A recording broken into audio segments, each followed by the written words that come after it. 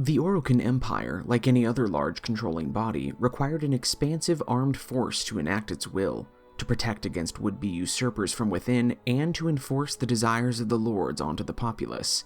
The face of this internal army was primarily formed by the Dax, the elite immortal soldiers augmented with biological and cybernetic enhancements that granted them unparalleled strength and also physically shackled them to the Orokin's will, literally preventing them from physical rebellion. But not all of the Orokin's army were the elite Dax. There were also those of lesser status, the Grineer clones to bulk the majority of raw cannon fodder, but also the Low Guardians, some independent mercenary clans hired to act as additional muscle, and others likely full-time conscripts, less skilled and lacking the additional enhancements of the Dax, but loyal to the Orokin all the same. Among these Low Guardians was Soren, the man we would later know as the Stalker. But Low Guardian was not just a term of military rank, it was also one of status within the Empire. To be a Low Guardian was to submit to the will of the Golden Lords entirely, to act explicitly within their demands, and not step outside the boundaries set by the Orokin legems, or laws. So, when Soren fell in love with a woman by the name of Jade, and Jade in turn would bear Soren's child, the Orokin were furious. To sire progeny was not a right for a Low Guardian, it was a privilege, one to be exclusively granted by the Golden Lords, not taken by some lowborn whose lot in life was only to serve as a blade. Though it isn't clear if Jade was also a Low Guardian, or perhaps some higher-ranked individual who blighted herself with lower blood, the coupling between Soren and Jade was in violation of the Orokin law, and when the Lords discovered the transgression, as they always did, the star-crossed lovers were to be punished. But they were not executed. Instead, Jade was claimed by Ballas. Already experimenting with Warframe technology, the thought of infesting a woman bearing an unborn child was no doubt an exciting prospect for his twisted mind. Thus, he subjected Jade to his experiments and, as was his habit, saw fit to immortalize her with a poetic irony to her new form. He gave Jade, a mother, one who creates life, the form of her polar opposite, an executioner, an angel of death. And her name in life too was ironic, for Ballas would let her keep her moniker in Infested Undeath, serving as a wandering source of the Jade Light, the primary method by which the Orokin chose to execute the dissenters in the Empire. Thus, Jade, the mother, the life-giver, became the embodiment of the Orokin's light of death. And Soren too was punished. He was subjected to the infestation and became one of the few among the first generation of Warframes to maintain some semblance of control. While most of the Warframes went fully berserk before the Tenno calmed their minds, some were able to control their pain and rage, and were shackled in service to the Orokin.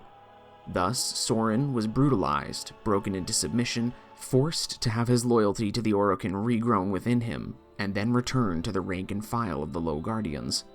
With his mind fractured by the transformation process, the Stalker had nothing but lingering memories of his life with Jade, and Jade too little recollection of her connections to Soren. But there were still fragments floating in their broken minds, as strong emotional memories would survive the transformation process, driving the feral Warframes with motivations they could not entirely grasp. And this is probably the best time to go into some non-specified bits of information that are open to a lot of interpretation as far as the timeline of events goes. While the order of events I'll be discussing are my personal approximation, there is quite a lot of room to shuffle events and motivations. Was Soren punished and then transformed by the Orokin, or did he escape their judgment, Jade never revealing he was the father, or the punishment only delivered onto Jade for defiling herself with lower blood? Did Soren choose to take on the infestation, or trap himself in a transference loop after the slaughter at the Terminus to pursue revenge against the Tenno? Or was he already a broken, reprogrammed shell when they attacked, and thus more likely to seek revenge on behalf of the Empire who had reconditioned him? Were there other Low Guardians who were non-Tenno piloted Warframes? And was the Stalker's form chosen by the Orokin as an ironic twist, branding his faceplate with a similar design to the mark of loyalty awarded to the Low Guardians by the Orokin? I typically try to keep pure speculation to a minimum in these videos, but in the Jade Shadows quest there is a lot of information open to individual interpretation. I'll be explaining the rest of the events as if they are a fact, but just know that if you have an understanding of things that is contrary to what I lay out, it is likely just as valid. Jade and the Stalker served the Empire in their individual roles for a time, their few memories of the past fading as they carried out the will of the masters who had reshaped them, until, at last, the slaughter at the terminus occurred, and the two were left unshackled. Not quelled and balanced by the Tenno transference, still racked with shame and hatred for something he could not remember, the Stalker turned his hate towards the Tenno, seeing their actions against the Golden Lords bring chaos to the system as the Empire fell. His actions were no longer driven by logic, but by a mind reprogrammed by the Orokin, succumbing to the poison of the infestation and seeking only to lash out at an enemy, even if their goals should have aligned. Jade, with no master to direct her, began to follow the instincts she carried as well, the desire to reunite with her partner and give birth to their child, her last lingering hope before she was reformed by the Orokin. And while Warframes are immortal, the child within Jade began to draw her power away, slowly feeding on a closed system not designed to grow into a new, second life. For centuries, the child slowly grew, its gestation slowed by Jade as she continued her search for someone she could not remember, until at last, she found him. The Stalker, near defeat at the hands of a Tenno he was hunting, was rescued by Jade, and the two fled to the Stalker's lair deep beneath the seas of Uranus. But the reunion was bittersweet. Neither fully knew why they recognized the other, only that they were at last together again, and Jade was at her end. Her frame had begun to fail as she neared the delivery of her child, and in her search for Soren, the lingering pieces of her frame, still imbued with her power, were scattered across the system and collected by Parvos Granum, who turned her motes to his own purpose and created the Jade Light Eximus units. It has been known that Eximus units utilize pieces of old Orokin technology, and this seems to indicate that other Eximus units are also using pieces of Warframe specifically, or at least borrowed tech from their designs. Driven by past memories, the Stalker does his best to heal Jade, though he does not understand what ails her and is powerless to help. Hun Hao sees the Stalker's plight and his own regrets reflected back at him. Losing his ability to bear children, then his wife, daughter, and finally son, Hun Hao is no stranger to loss, and even he, the Great Destroyer, is softened by the Stalker's predicament. Their time together in seclusion at the bottom of the sea has fostered some companionship between the two, and in his own way, Hun Hao seeks to guide the Stalker towards the path that would lead to the least amount of pain. He urges the Stalker to seek the help of the Tenno who may heal the mind and body of Jade, like they healed so many other Warframes in the past.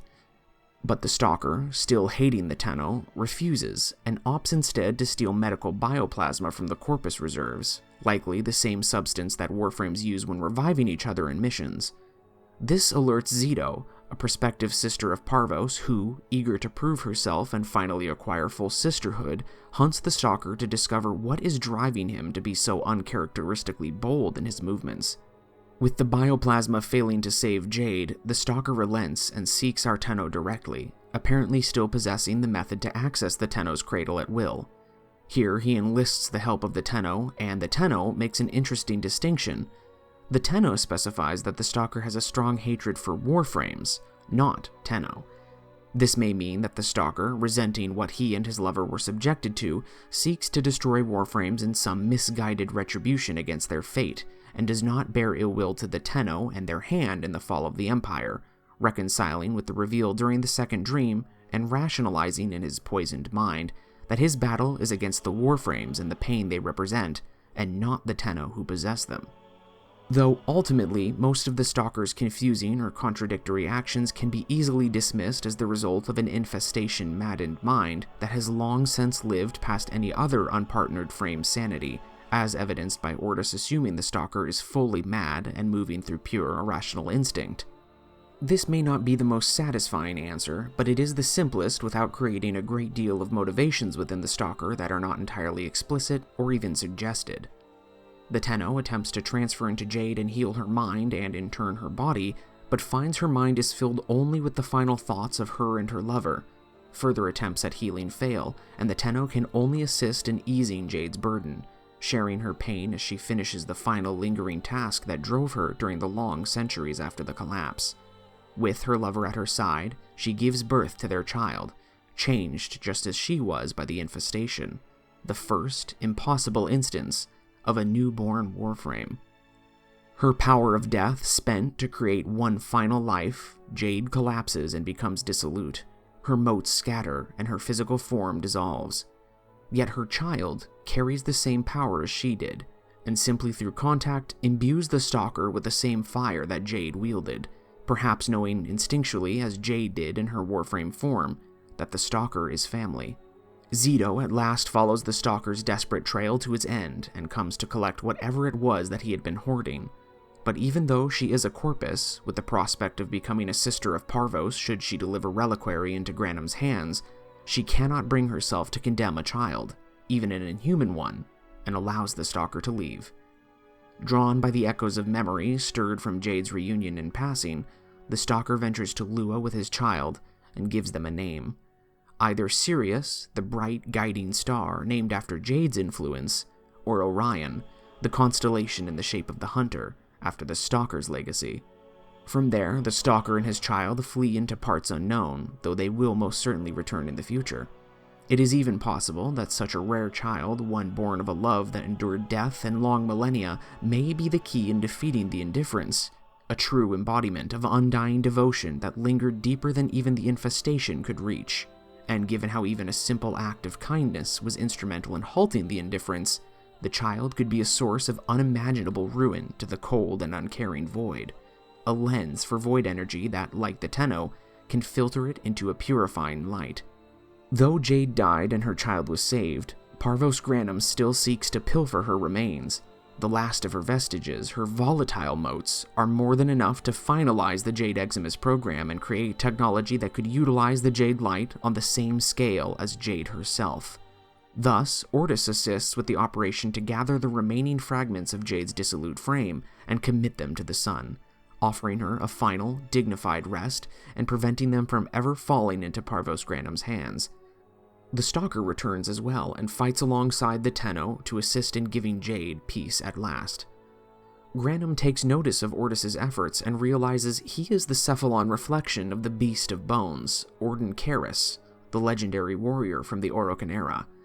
As Parvos has always sought to surround himself with powerful fighters, like when he tried to recruit Cavallero, to see a legend reduced to such a comparably docile state offends his sensibilities, and during the course of the operation he attempts to recruit Ortis first, and, when rebuked, turns to derision. At the time of this video, the Belly of the Beast operation has not yet concluded, so if there are any additional reveals waiting at its conclusion, I do not know. The Jade Shadows quest, like it says in its conclusion, brought more new questions than answers, and left much of the Stalker's exact past and motivations, fittingly perhaps, shrouded in mystery. And for now, while the last bits of Jade's lingering light are safely gathered and laid to rest with the sun, this is what we know.